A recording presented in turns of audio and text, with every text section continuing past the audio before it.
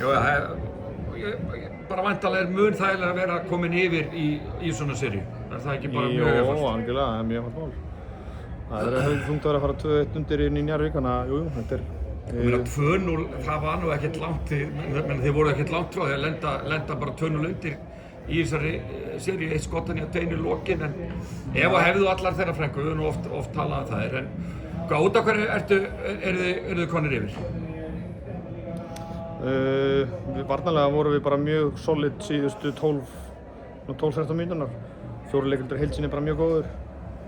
Þannig að varnarlega, en mér finnst samt ennþá svolítið svona, mér finnst þetta með að vera talsveit smurðara hjá okkur sóknarlega bara heilt yfir bara alla seríuna, þannig að við erum ennþá svolítið að ströggla með alls konar hluti, en...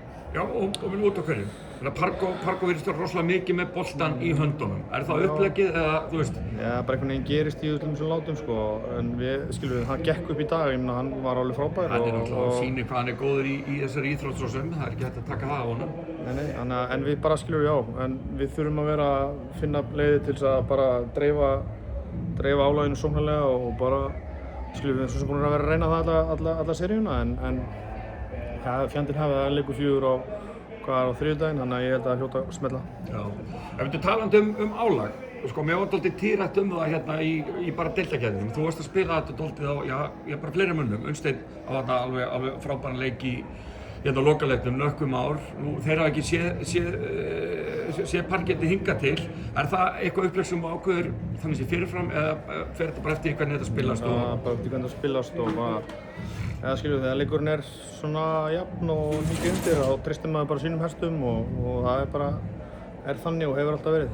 Já, og það færið frábært framlag frá honum Ragnari Erni, hann gefur mig 2 mjög stóra þrista. Þá svona verður til þetta gap í lokinni eða ekki? Jú, algjörlega, Raggi stóð sér mjög vel og Breki kom flottur inn í fyrri hálfleik og svona í seinni, en svo þurfti ég bara að taka hann út af og Raggi kom inn og stóð sér vel og það var engin ástæða til að, varnarlega var hann líka mjög góður. Heyrðist vel í honum og bara, setti svo þessi 2 stóru skot, þannig að, gerði sitt og stóð sér mjög vel. Hvernig virkar þetta varðandi, bara þetta álag? Þú ert alveg með gamla hesta þinni, en nú er bara, leikur, þriðjudaginn, er þetta bara nægur tími fyrir menn að recovera og koma bara?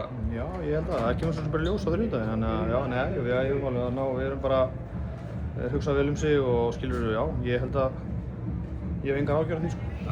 En að sjálfsögðu viltu fara inn í Njarðvík og bara klára þessa seríu, ég þarf ekki að spyrja það því. En hvað svona þarftu að gera til að klára þetta? Það er bara svona, svolítið svona í sama eins og endum. Við höfum rauninni bara, í þessum fyrstu 2 leikjum höfum við rauninni bara strögglað við það að bara, vera að sýna sömu ákefð og sömu baráttu og Njarðvíkingarnir, það er hvert einasta possession á þeim, það er bara sem sé að bjarga móður sinni, þannig að við þurfum bara að sýna sama kraft og sömu ákefð eins og við gerðum hungaða leiknum í kvöld, þannig að þá endið ofan á.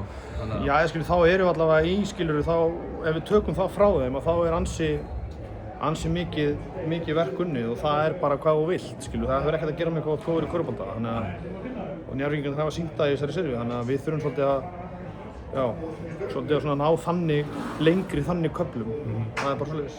Frábært, takk.